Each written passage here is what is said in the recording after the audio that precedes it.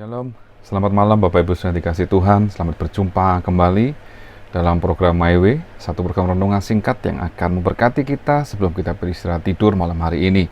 Dan malam hari ini kita masih belajar bagaimana hidup orang benar, di mana kita akan membahas satu tema, yaitu menanggalkan manusia lama dan mengenakan manusia baru.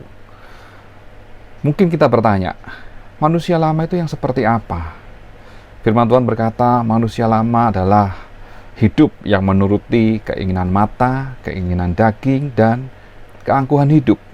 Sedangkan manusia baru adalah hidup yang dipimpin oleh Roh Kudus, di mana kehidupan kita menuruti semua apa yang menjadi pimpinan dan kehendak daripada Roh Kudus.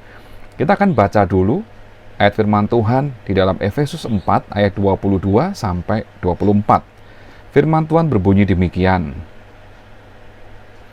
yaitu bahwa kamu berhubung dengan kehidupan kamu yang dahulu harus menanggalkan manusia lama yang menemui kebinasaannya oleh nafsunya yang menyesatkan. 23. Supaya kamu dibaharui di dalam roh dan pikiranmu.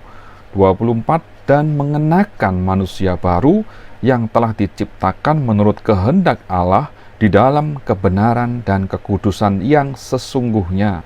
Sekali lagi firman Tuhan berkata bahwa kita harus meninggalkan kehidupan lama kita, di mana kehidupan lama itu akan membawa kita kepada kebinasaan karena kita mengikuti keinginan-keinginan daging, keinginan mata, dan keangkuhan hidup.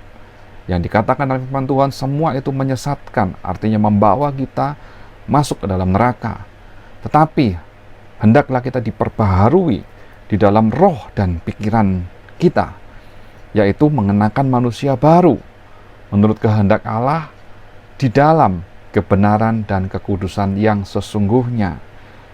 Mungkin kita bertanya, manusia lama kita, perbuatan-perbuatan daging yang harus ditanggalkan itu seperti apa?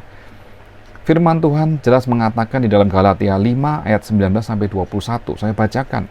Perbuatan daging telah nyata, yaitu percabulan, kecemaran, hawa nafsu, penyembahan berhala, sihir, perseteruan, perselisihan, iri hati, amarah, kepentingan diri sendiri, percideraan, roh pemecah, kedengkian, kemabukan, pesta pora, dan sebagainya.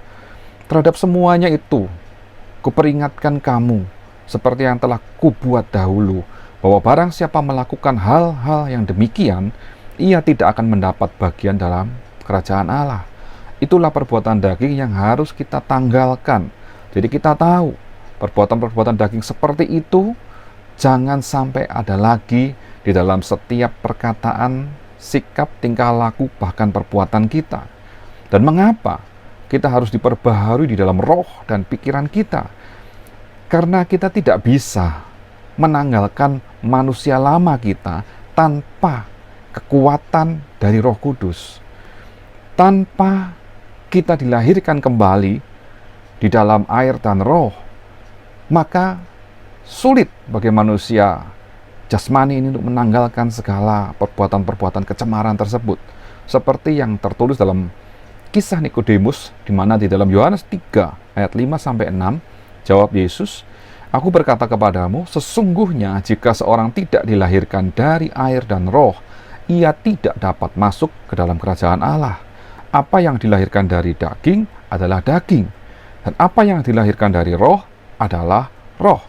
Artinya, kita harus benar-benar percaya kepada Tuhan Yesus sebagai Tuhan dan Juru Selamat yang mampu menghapus segala dosa dan kesalahan kita, sehingga Dia akan memberikan kita Roh Kudus yang akan menolong kita, memampukan kita untuk kita bisa hidup benar dan kudus dalam pimpinan roh. Itulah yang saya maksudkan bahwa hidup harus dipimpin oleh Roh Kudus.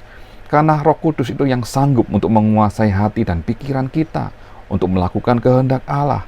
Sehingga kita harus terus diisi dengan firman Tuhan, supaya kita bisa berpikir benar, dan kuasa adikodrati yang dari Roh Kudus itu yang akan menghidupkan firman Tuhan yang kita baca untuk menjadi rema dalam kehidupan kita, menjadi satu bentuk nyata dari tingkah laku, sikap, perbuatan, bahkan perkataan kita yang mencerminkan pimpinan Roh, sehingga kita bisa mengenakan manusia baru, melakukan kehendak Allah di dalam kebenaran dan kekudusan yang sesungguhnya di dalam pimpinan Roh Kudus, sehingga buah-buah Roh itu akan tampak dalam hidup kita. Apa saja buah Roh Kudus itu? Kita baca dalam Galatia 5 ayat 22 dan 23, tetapi buah Roh ialah kasih, sukacita, damai sejahtera, kesabaran, kemurahan, kebaikan, kesetiaan, kelemah lembutan, penguasaan diri. Tidak ada hukum yang menentang hal-hal itu.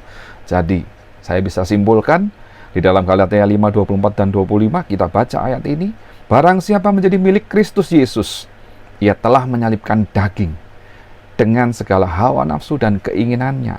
Jikalau kita hidup oleh Roh, baiklah hidup kita juga dipimpin oleh Roh.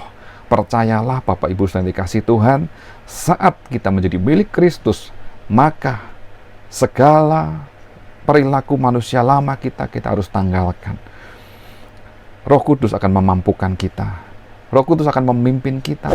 Asal kita mau mengakui di hadapan Tuhan segala kelemahan, segala kekurangan, segala dosa, kesalahan kita, saat kita mau mengakui di hadapan Tuhan bahwa itu adalah hal yang mengganggu, yang tidak berkenan di hadapan Allah, dan kita minta supaya Tuhan menyucikan, menguduskan hati dan pikiran kita, maka kita akan dipimpin oleh Roh Kudus untuk hidup di dalam kebenaran dan kekudusan.